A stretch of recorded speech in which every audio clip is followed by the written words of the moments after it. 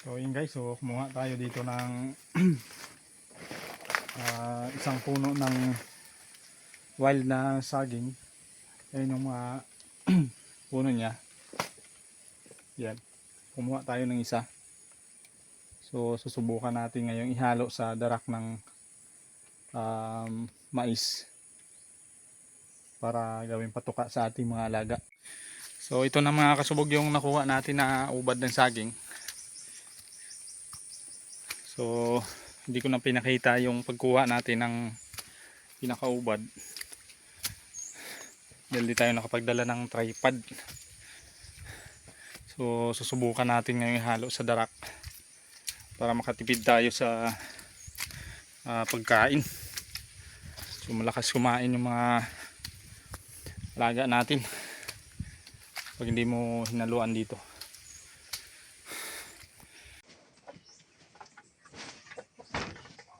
So yun guys, so ito yung nakuha natin kanina na ubad ng saging. So ngayon gagayatin natin ng mga maliliit ito.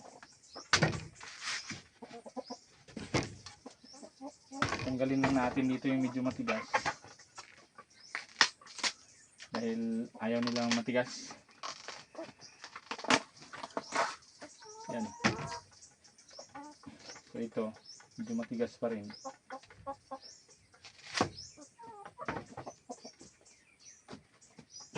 Sinarado ko lang yung pinto kasi nga umaakyat sila dito. So hindi tayo makapag gawa dito pag may mga nanggugulo ditong manok. So yan, so ito malambot na to.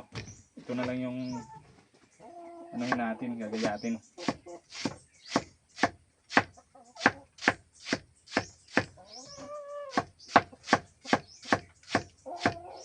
Para mas makatipid tayo sa mga patukang binibigay natin sa kanila.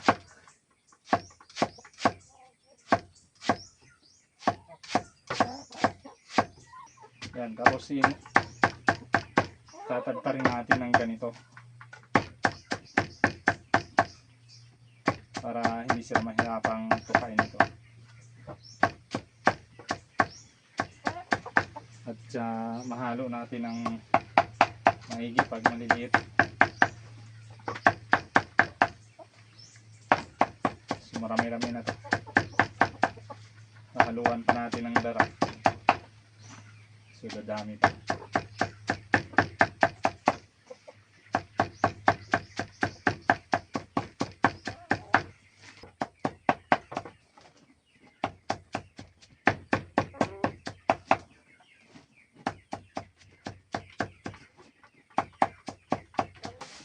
So yun mga kasubog, no? Tapos na tayo magtadtad ng mga ubad. So ilagay lang natin dito. Yan. So damihan natin.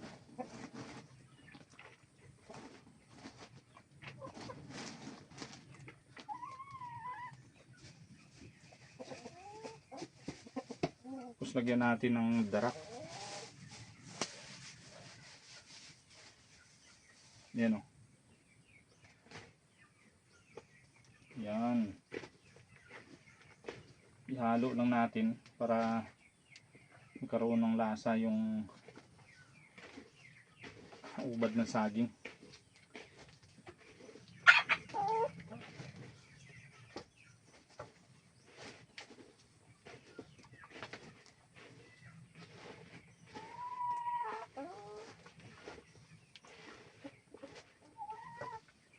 So ang dami na nito mga kasubog, oh. So isang ganito lang, taka lang ng darak yung nabili natin.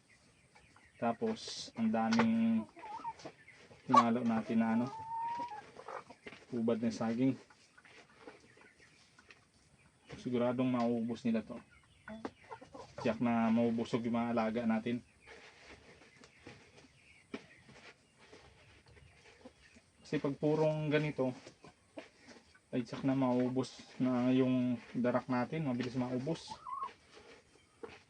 Hindi gaya ng ganito, libre lang yung nakuha natin. So ay ito na siya.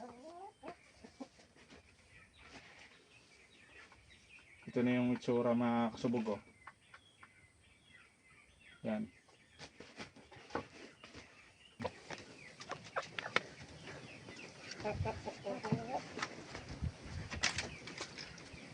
So ito na.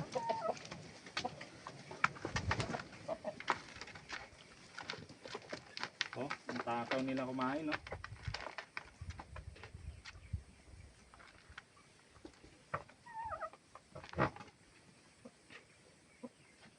So check na mabubusog sila dyan.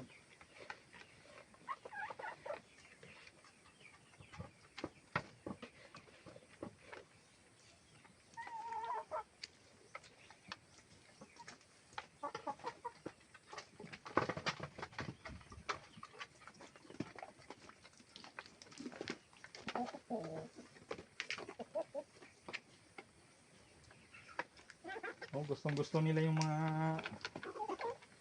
binibigyan natin pagkain. Guradong mabusog talaga.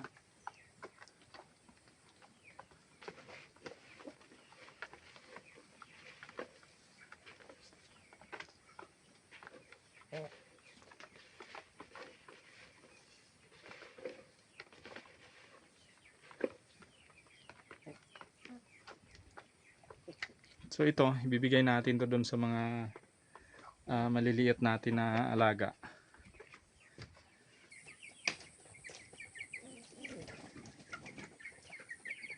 So itong mga maliliit na to, so maglagpas 2 buwan na ito mga kasubog.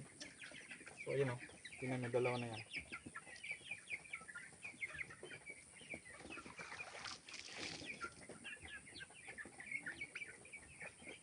Ito yung inuuna ko kasi talo yan sa mga marami. Naaway nila to. Oh, ito na. Oh, ilan nyo.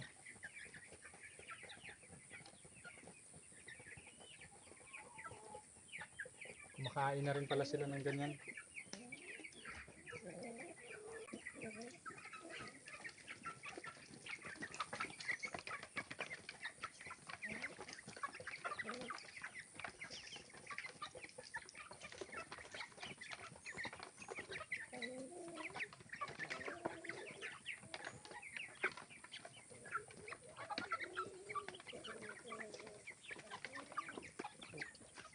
So dito naman sa mga malalaki natin,